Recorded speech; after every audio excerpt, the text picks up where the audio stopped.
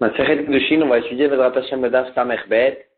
On reprend donc à la 4e ligne du début du Daf. Bishlama le Rabbi Hanina ben Gamliel. La Gemara avait parlé dans le Daf d'avant de la machlokat entre Rabbi Meir et Rabbi Hanina ben Gamliel au sujet des conditions. Est-ce qu'il faut doubler la condition et dire les deux côtés de la condition? Est-ce que il faut la doubler? Parce que du côté positif, tu peux pas déduire le côté négatif de la condition, et donc il faut doubler et éclaircir la condition complètement, ou bien non, il n'y a pas besoin de dire le côté négatif, tu peux te suffire du côté positif de la condition, et tu comprends que si c'est non, s'il n'a pas rempli cette condition, alors là, la chose ne va pas s'accomplir. Et là, moi, dit, Bishama Rabbi Hanina ben Gamliel, je comprends d'après Rabbi Hanina ben Gamliel, Aïnou Dirtiv, c'est ce qu'il écrit dans le Passouk au sujet de la Sota, que le Kohen, il a faisait jurer, Imlo Shachav Ishotach, que si tu n'as pas eu de rapport avec cette personne, Veimlo Sati Tumat Akadishech, et si tu n'as pas trompé avec le Tumat sous ton mari, Jinaki, que tu vas être propre. Et que on dit pas là-bas le côté négatif, que si effectivement elle a 8 fautés, que au contraire elle va être étouffée. Ça, on ne dit pas le côté négatif. Donc, d'après Rabbi Hanina ben Gamliel, ça va bien. Mais, elle a les Rabbi Meir. Mais d'après Rabbi Meir, on aurait dû dire aussi le deuxième côté de la pièce. Cheneki mi baile. On aurait dû dire que si elle a 8 fautés, elle va être étouffée avec l'eau. Comme ça, on aurait dû lui dire. Rabbi Tanchum lui dit, effectivement, Hinaki Ktiv, il a écrit Hinaki sans Yud après le Hei. Ça vient nous dire qu'il faut le lire aussi, que si c'est l'inverse, alors là, Hinaki, tu dois le lire Hinaki, qu'elle va être étouffée. Et donc ce Yud, on l'a enlevé pour nous faire comprendre aussi le côté inverse. Et donc d'après Rabbi Meir aussi, ça a été dit. Encore une fois, Bishamal Rabbi Meir, d'après Rabbi Meir, Aïnou Dirtiv Hinaki, d'après Rabbi Meir, je comprends pourquoi on a enlevé le Yud. On a fait Hinaki pour nous dire le côté inverse, que Hinaki, qu'elle va être étouffée sinon. Elle a Rabbi Hanina ben Gamliel à Mali. Et d'après Rabbi Hanina ben Gamliel, pourquoi on a cité ce mot Hinaki? On aurait pu dire Tichyi, elle va vivre. Pourquoi on a fait Hinaki? Pour nous enlever le Yud, pour nous apprendre le côté inverse. Pourtant, d'après Rabbi Hanina ben Gamliel, il n'y a pas besoin de nous apprendre les deux côtés de la chose. Tu peux déduire tout seul. Agmara dit Tzarich. Chakadata Chavina, j'aurais pu croire Imlo Shachavish Hinaki. Que si Bemet elle n'a pas eu de rapport, elle n'a pas fauté. Hinaki, elle va être propre. Elle a Veim Shachav, mais si elle a 8 fautés, j'aurais dit, Lo Hinaki, Vlo Hinaki, ni elle sera propre, ni elle va être étouffée. Qui me dit qu'elle va être étouffée? Elle a Isura Balma, juste elle a fait un interdit, elle a transgressé un interdit. Kamash Palan, le passage qui vient nous dire Hinaki, pour nous te faire comprendre que Bemet elle va être étouffée.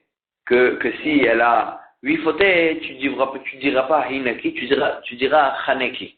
Qu'elle va être étouffée. Et donc c'est pour ça que d'après tout le monde, on a eu besoin de citer ce langage. Bishlama le Rabbi Meir, donc d'après Rabbi Meir, qu'il faut doubler, et tu comprends pas, tu déduis pas tout seul. Aïnou Dirtiv, c'est pour ça qu'il écrit dans le Passouk au sujet de un homme qui s'est rendu tamé. Alors là, on va lui éjecter de la sang dans la paradouma, à 2 occasions. Ou itratabo, bayom ashlishi, ou bayom ashvi ita. On va lui éjecter dessus le 3e jour après qu'il s'est rendu tamé, et le 7e jour, et à ce moment-là, il va être tao. Et il me l'a écrata, et le pasteur qui lui dit, et s'il va pas être éjecté, alors là, il va pas être tao. Pourquoi on a besoin de dire le côté négatif? Pourtant, tu peux le comprendre tout seul. Donc, d'après Rabbi Meir, je comprends, parce qu'il faut tout le temps doubler. Du côté positif, tu peux pas comprendre le côté négatif. Et là, le Rabbi Hanina ben Gamliel Amali, mais d'après Rabbi Hanina ben Gamliel, que lui, il déduit le négatif du positif. La Mali, pourquoi j'ai besoin dans la Torah de se répéter, de dire le côté inverse. La Gemara dit, j'aurais pu croire, si on n'avait pas cité le côté négatif, j'aurais dit, mitzvah taza b'shlishi ou b'shvi, qu'effectivement il y a une mitzvah d'éjecter, et le 3e jour et le 7e jour. Mais j'aurais dit que si Bedi Eved, il a éjecté qu'à une des deux occasions, ou le 3e jour ou le 7e jour, j'aurais pu croire que ça marche aussi. Kamashpana, le passage qui vient nous apprendre, il dit non, s'il a pas éjecté le troisième et le septième jour, il va pas être tahor. Parce que j'aurais pu croire qu'on peut se suffire d'une des deux fois. Et on continue, la Gemara, elle continue avec cette même paracha. Pourquoi la Torah, elle a doublé à la base des psukim? Elle se répète. On apprend une halakha de chaque répétition. Veïza tahor ala tameh, bayom hashlishi, bayom hashvi. Le tahor, il va éjecter sur celui qui s'est rendu impur. Et le troisième jour, et le septième jour. La mali, pourquoi on a besoin de se répéter? Itzayir c'est le cas d'Atachamena, j'aurais pu croire. Shlishi, le maouté sheni. Shvi, le maouté shishi. Des kamemaet, bidmetahar. J'aurais pu croire quand on lui dit le troisième jour, il y avait nous exclure qu'il ne peut pas s'éjecter le deuxième jour. Et quand on dit parle du septième jour, il veut dire nous exclure qu'il ne peut pas s'éjecter le sixième jour. Des kamemaet, bidmetahar. Parce que dans ce cas-là, il enlève des jours de Tahara. Avalechad et Avad, Bashlishi ou Bashmini, mais j'aurais pu croire que s'il a fait le troisième jour, il s'est éjecté, et le huitième jour. Et Kamapish Bimeta, au contraire, il s'est rallongé les jours grâce auxquels il va devenir Tahor. Et Machapir Dami, j'aurais pu croire que ça marche aussi. Kamashpala, le pasuk qui lui dit non, d'abord le troisième et le septième jour. Encore un pasuk là-bas qui nous dit la même chose, Chiteu Bayom Hashvi va s'éjecter le septième jour. La Mali, pourquoi on a besoin de dire ça? On l'a déjà dit. Tarikh Salkada Tachamina, j'aurais pu croire, Anemil et le Kodashim, j'aurais pu croire que tout ce que on avait dit le troisième jour et le septième jour, c'est pour se rendre au Tahor, pour pouvoir manger des Kodashim, des viandes de Korbanot, aval de Tourma, mais j'aurais pu croire que pour se rendre pur, pour manger la Tourma, que c'est quelque chose de plus léger. J'aurais pu croire que dans ce cas-là, ça suffit un des deux jours, ou le troisième jour, ou le septième jour. Le pasteur qui nous répète, il nous dit non, il faut et le troisième jour et le septième jour, pour la Trouma aussi. Nouvelle Mishnah. Mekadesh et Aïcha, une personne qui marie une femme, après qu'il a marié, il a dit, attends, mais je l'ai mariée parce que Kassavour a été, je croyais, chez Kohenet, qu'elle était Kohenet. Verrei, Lévia, il s'avère qu'elle était Lévia, ou bien dans le cas inverse. Lévia, il croyait qu'elle était Lévia. Vari Kohenet, il s'avère qu'elle était Kohenet. Ou bien Ania, Vari Ashira, il croyait qu'elle était pauvre, et en fin de compte, elle était riche. Ashira, Vari Ania, il croyait qu'elle était riche, et en fin de compte, elle était pauvre. Dans tous ces cas-là, Areizu Mekudeshet, elle est Mekudeshet. Pnei Shelo Itato, parce qu'elle ne l'a pas trompé. C'est lui qui s'est fait des idées, et maintenant il vient et dit, non, je croyais que ça et ça. Et là, ça marche pas, personne ne l'a trompé. Lui, il a cru, ça change rien. Alors, une personne qui dit à une femme, je veux te marier, donc si on parle d'un goy qui dit à une femme, je veux te marier après que je me convertis. Oh, ou bien c'est elle que c'était une goya, et il lui dit, je veux te marier après que tu te convertis. Ou bien, ou bien si c'était un serviteur, il dit à une femme, je te marie, après que je vais être délivré du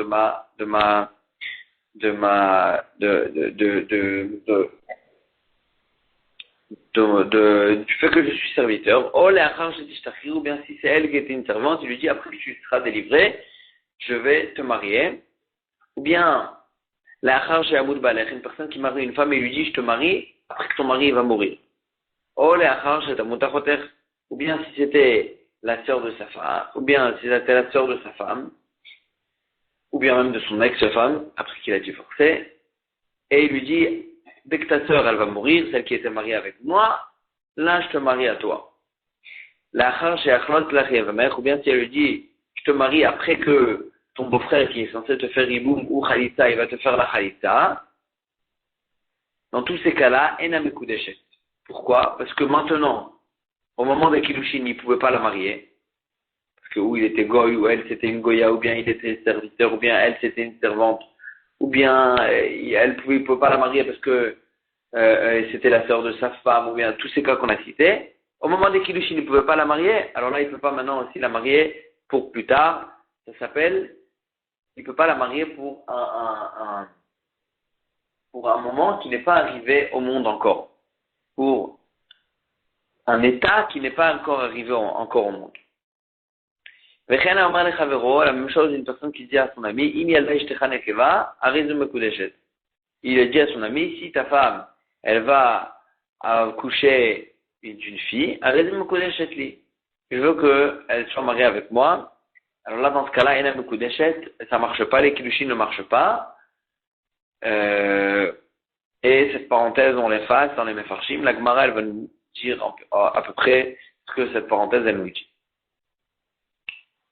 Nanatam, la Mishnah, la Gemara nous ramène une Mishnah. En tormin minatalouche à la mechubar. On ne peut pas prélever d'une récolte qui a été cueillie. Donc c'est une récolte qui est chayevet de maaser. On doit la prélever à la mechubar. Pour prélever une récolte qui est mechouba, qui est encore rattachée au sol, que là, elle n'est pas encore chayav. Donc tu ne peux pas prélever quelque chose qui est, grâce au talouche, quelque chose qui est mechouba encore. Veim taram, en trumato truma. Ici, il l'a fait, même s'il l'a fait, même bediavet, ça ne marche pas. La truma ne marche pas. Après, ce mechouba-là, ce qui est, quand tu vas le cueillir, tu devras le reprélever. Parce que ça n'a jamais marché. Ba'amine, Ravassim Rabbi Yochanan.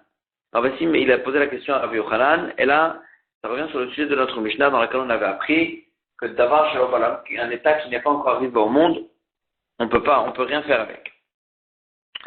Et donc là, Rabbi ici, il a posé la question à Rabbi Yochanan. Amar perot arugazu tlushim, yu truma, al perot arugazu mechubarim. Si dans un cas où il a dit, un cas pachou, il a dit que les fruits de cet rangée, qui sont tlushim, qui sont déjà cueillis, ils seront trouma sur les fruits de la rangée qui n'a pas été cueilli encore, qui est encore mechuberet. Ou bien l'inverse, perot arugazu mechubarim, ou trouma al perot arugazu tlushim, que les fruits de ce côté qui sont attachés, ils seront trouma, ils vont prélever le côté qui a déjà été cueilli. Lik sheyit al-shu. Et il dit ça, que ça va être fait, ça va faire effet, ce maaser, ce prélèvement va faire effet, lik sheyit al-shu. Quand? Au moment où ils vont être cueillis. Venit leshu, et bien ils ont été cueillis. Maou. Est-ce que on peut faire une chose pareille, que quand ça n'est pas encore été cueilli, tu dis que tu veux prélever pour le moment où ça va être cueilli. Donc maintenant, pour le moment, tu ne peux pas le prélever, parce que c'est encore mechouba. Mais si tu dis maintenant que tu veux le prélever pour le moment où ça va être cueilli, maou. Est-ce que ça ne marche pas, comme ce qu'on a vu dans la Mishnah, que d'avoir shalom olam, un état qui n'est pas encore arrivé au monde, tu ne peux pas faire avec, tu ne peux pas le considérer comme s'il était déjà maintenant, pour pouvoir faire l'acte que tu veux faire avec. Et donc ici aussi, est-ce qu'on va appliquer ce principe-là? Amarlé lui a dit, Kol shebeyado, lav kemechusar ma'asedami. Toute chose que la personne, elle peut le faire, sa main, elle peut faire venir cet état, lav kemechusar ma'asedami. C'est pas comme si il manquait un acte.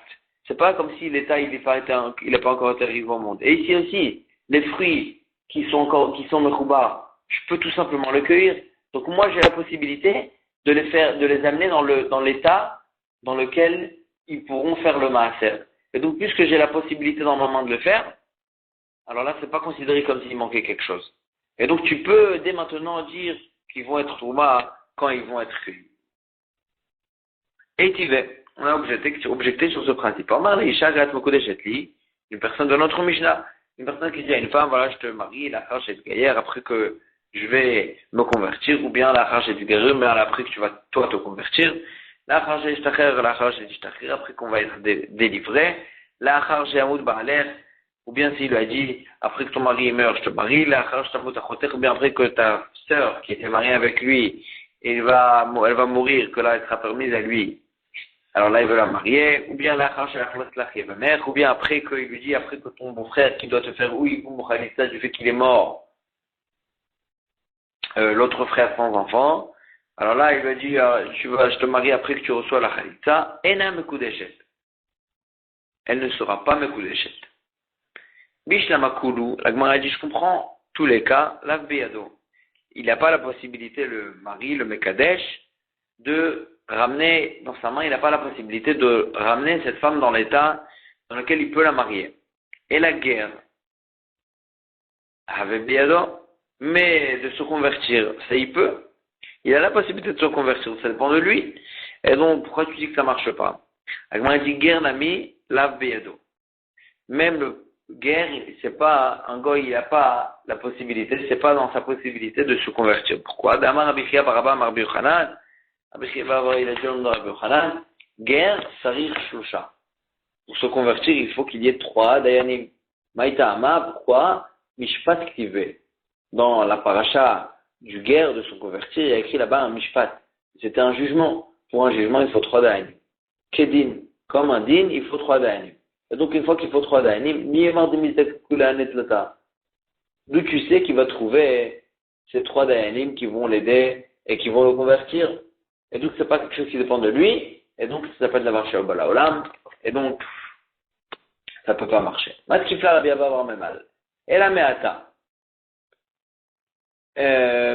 Regarde maintenant. Un hôtel prouta les chiffrato. Une personne qui donne une prouta, une pièce à sa chiffra, à sa servante, Amar et lui dit, arrête beaucoup d'échetli. Je te marie à toi, après que je vais te libérer. Achinami d'Avo Kiddushin, est-ce que tu dis que ça va marcher dans ce cas-là les Kiddushin? Parce que, puisque c'est lui-même le maître, alors il a la possibilité dans sa main de la libérer. Et donc, dans ce cas-là aussi, tu aurais dû dire que les Kiddushin marcheraient. Pourtant, la Mishnah ne les a pas fait cette distinction, cette distinction, est-ce que c'est lui-même le maître de la servante, dans ce cas-là, il peut la marier ou pas? Et donc, la Gemara elle dit, est-ce que même dans un cas pareil, ça pourrait marcher? La Gemara dit, Achi Ashta. Ata, meikara, be'ema ashta da'at acheret. Là-bas, dans le cas de la servante, même s'il a la possibilité dans sa main de la libérer, il peut quand même pas la considérer dès maintenant comme si elle était déjà libérée et qu'il peut la marier, il peut lui faire le maaseh kiddushin pour qu'il fasse effet après qu'il va la libérer. Pourquoi? Parce que le changement, il est tel que c'est autre chose complètement. Après le shichrour, c'est une autre personne. Mais Ikara Behema, avant qu'elle soit libérée, elle était considérée comme une Behema, comme un animal. Ashta Adat Acheret. Maintenant qu'elle est libérée, elle est considérée comme quelqu'un avec un esprit. Et donc, le changement, il est tel qu'il ne nous permet pas de la marier à ce moment-là, même s'il a la possibilité de la ramener dans l'état où il pourrait la marier. Vela Adam Rabbi Yoshaya, Gemara s'étonne tout ce qu'il a dit Rabbi Yoshaya, noten pour aller Ishtova Amrala Gat Mekudeshet Lilachar Shegar Sheikh, Ena Mekudeshet. Une personne qui s'adresse à sa femme et qui lui dit voilà, je te donne cette prouta pour te marier après que je vais te divorcer. Ena Mekudeshet. Elle ne sera pas Mekudeshet. Achinami Rabbi Yochanan d'Avou Kiddushin. Est-ce que d'après Rabbi Yochanan, ça sera 8 des Kiddushin? Pourquoi? Parce que il a la possibilité de la divorcer. C'est dans sa main. C'est dans sa main de se ramener dans l'état où lequel il pourra la divorcer. Agmara a dit, Neide Beado le Garcha, c'est vrai qu'il a la possibilité de la divorcer. Beado le Gacha, est-ce qu'il peut la remarier? Peut-être qu'elle ne va pas accepter. Peut-être que après le moment où elle va divorcer, elle va dire, j'ai pas envie de toi. Et donc, il n'a pas la possibilité de la remarier, et donc tu peux pas, il perd cette possibilité qu'il a de la ramener dans cet état de Kiddushin après l'avoir divorcé. La Gemara a dit d'après ça, Tipshot de Rabbi Yoshaya, tu pourras résoudre le problème de Rabbi Yoshaya. Noten j'étais proutot leisha, une personne qui donne 2 proutot à une femme. Be'achat amarla itkachili ayom. Avec l'une des pièces, il lui a dit, voilà, je te marie aujourd'hui. Ou Be'achat, avec la deuxième pièce, il lui dit, amarla itkachili lachar shegar sheikh. Je veux te marier après que je vais te divorcer. Mais si je te divorce, voilà, je te remarie dès maintenant, après le moment où je te divorce. Ifshot miné, de l'Avu Kiddushin. Tu pourras résoudre, après ce qu'on a dit, que ce ne sera pas des Kiddushin. Pourquoi? Parce que peut-être qu'elle ne va pas accepter de se remarier avec lui après le moment où il va la divorcer. Et donc tu pourras résoudre ce problème-là. Agmara a dit non. Dilma qui écrit des tafsé Kiddushin, acheta tafsé namila charke. Ici c'est différent. Maintenant il peut la marier. Maintenant elle est libre. Elle est pnouya cette femme. Et donc il peut la marier. Et donc de la même manière qu'il peut la marier maintenant, il peut la marier par la suite, au moment après qu'il va la divorcer. Mais dans un autre cas, qu'il va la marier après qu'il va la divorcer, que là, elle était déjà mariée avec lui. C'est pas maintenant qu'il a marié pour les deux, pour le moment d'après. Et donc, dans ce cas-là, c'est pour ça que ça marche. Mais dans notre cas chez nous, c'est pour ça que ça marche pas. Mais dans notre cas chez nous, il peut maintenant la marier. Maintenant, elle est libre, elle est pnouya. Et donc, c'est pour ça que ça marche aussi de la marier après qu'il va les divorcer. Tana Kavate de Rabbi Yochanan, on apprend comme Rabbi Yochanan, quelque chose qui a la possibilité de la ramener, c'est considéré comme si l'état, il était déjà arrivé, et il n'y a pas le problème de l'avoir shalom balaola. En tormin menatalouch à la mechoubar, on avait dit qu'on ne peut pas prélever de ce qui est déjà cueilli sur ce qui est encore mechoubar. Veim taram en trumatot trouma, et même bedieved, la trouma ne marche pas, et quand tu vas cueillir ce qui a été mechoubar, tu devras le reprélever. Ketzad, c'est quoi le cas? Amar perot arugazot lushin, yu trouma al perot arugazot mechouberet. S'il a dit que les fruits de cette rangée qui sont déjà touchés, qui sont déjà cueillis, ils seront trouma, ils vont prélever les fruits de ce côté mechouberet qui est rattaché encore. Perot arugazot mechouberet ou bien l'inverse, que les fruits qui sont déjà cueillis, qui sont mechouberet, qui sont encore rattachés au sol, ils vont prélever les fruits qui sont tlushim, qui sont déjà cueillis. Leur markloum, ça ne marche pas. Pourquoi? Parce qu'il faut prélever, il faut prélever quelque chose qui est chayav d'être prélevé avec quelque chose qui est chayav aussi d'être prélevé. Avalamar likshi talchou, mais s'il a dit qu'il veut faire le prélèvement likshi talchou, que ça va faire effet quand on va les cueillir, venit les choux, varab kayamin. Ce qu'il a dit, ça marche. Au moment où ça va être cueilli. Et donc, il n'y a pas de problème. Il n'y a pas de problème de davar shel bala olam, du fait qu'il a la possibilité de le cueillir. Et à Ter Alken, ça marche bien dans le sens de Rabbi Yochanan. Et là, la Braïda, elle ramène encore plus. Il y a Ter Alken Amar Rabbi Eliezer ben Yaakov. Rabbi Eliezer ben Yaakov, il allait plus loin. Il a dit, Afilu Amar perot arugazot tlushini uturma perot arugazot mechouberet. Ou bien perot arugazot mechouberet uturma perot arugazot tlushin. Likshi avi ou shlish, il a dit que il veut que ce qui est mechoubar prélève ce qui est talouche, ou bien ce qui est talouche prélève ce qui est mechoubar, likshi avi ou shlish veitalchou, il dit, je veux que ça fasse effet quand ça mûrit le tiers de ce qui doit mûrir, veitalchou, et que ça soit accueilli à ce moment-là. Donc on parle même le chidouche, il dit que même dans un cas où les fruits, ils n'ont même pas encore ramené le tiers de ce qu'ils doivent mûrir, et donc, c'est à ce moment-là que le propriétaire, il parle, il veut faire ce prélèvement, veivi ou shlish venit les choux, il dit Rabbi Eliezer ben Yaakov, et qu'ils ont, et mettre après, au moment où ils ont mûri le tiers, et venit les choux, ils ont été cueillis, dvarav keyamin. Rabbi Eliezer ben Yaakov, il dit dvarav keyamin. Ça marche, bien qu'au moment où il a parlé, les fruits, ils n'ont pas encore ramené le tiers. Ils n'ont pas encore été mûris, même de tiers. Et donc, il n'a pas la possibilité de les cueillir à ce moment-là. Parce que même s'il va les cueillir à ce moment-là, puisqu'ils ne sont pas du tout mûrs, ils sont ptorim. Et donc, Rabbi Eliezer ben Yaakov, il dit que même dans ce cas-là, ça marche, parce que Rabbi Eliezer ben Yaakov, il dit, il est cholek, il pense que même sur davar shelo bala olam, on peut le faire. Donc, Rabbi Eliezer ben Yaakov, il allait mamash plus loin, et il pensait que même sur davar shel bala olam, tu peux être tolesh. Tu peux faire le maasrot, et tu dis que ça va faire effet quand, au moment où on va les cueillir. Donc, en tous les cas, on voit de Tanakama, dans le sens de Rabbi Yochanan, que, puisqu'il a la possibilité de la cueillir, alors là, il peut se permettre de prélever et de dire que ça va faire effet au moment où ça va être cueilli.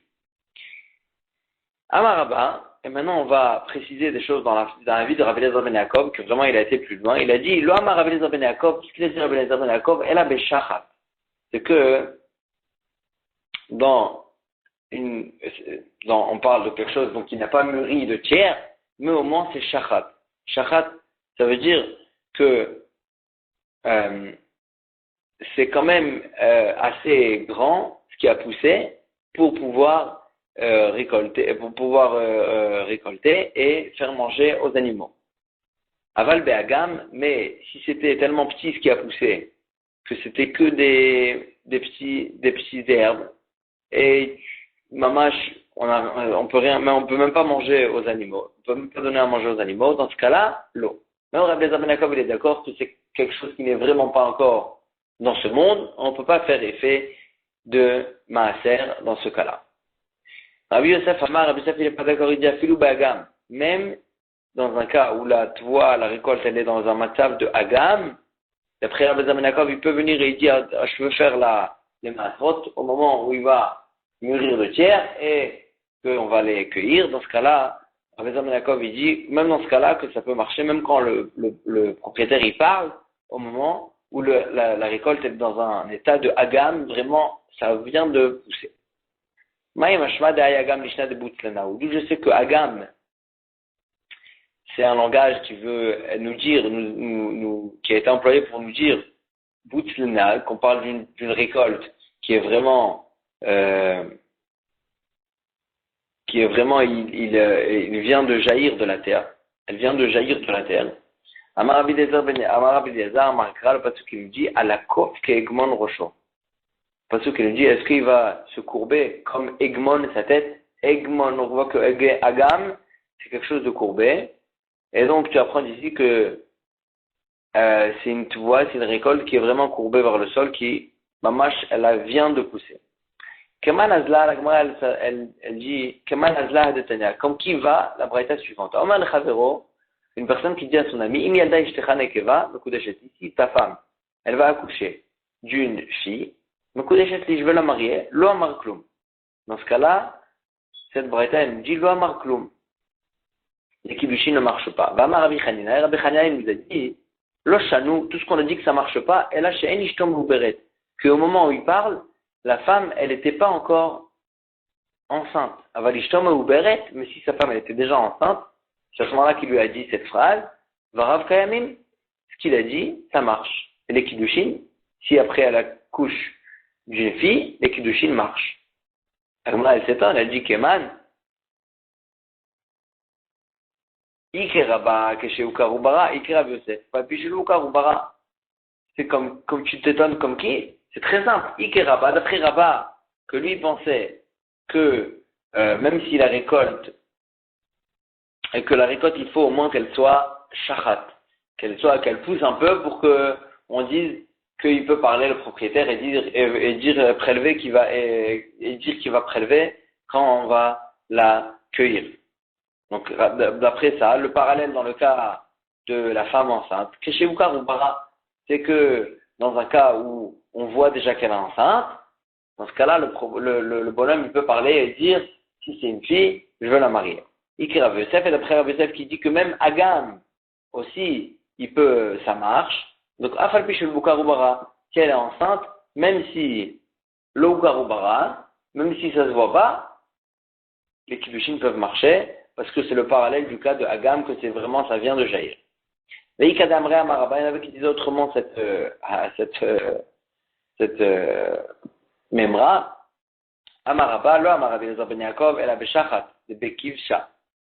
Tout ce qu'il a dit Rabbi Eliezer ben Yaakov, qu'on peut faire un tel prélèvement, même quand la récolte n'a pas mûri de tiers, c'est que Beshachat de Bekivsha, que dans les herbes de Bekivsha, que ça, il n'y a pas besoin de les arroser, et avec la pluie, ça pousse.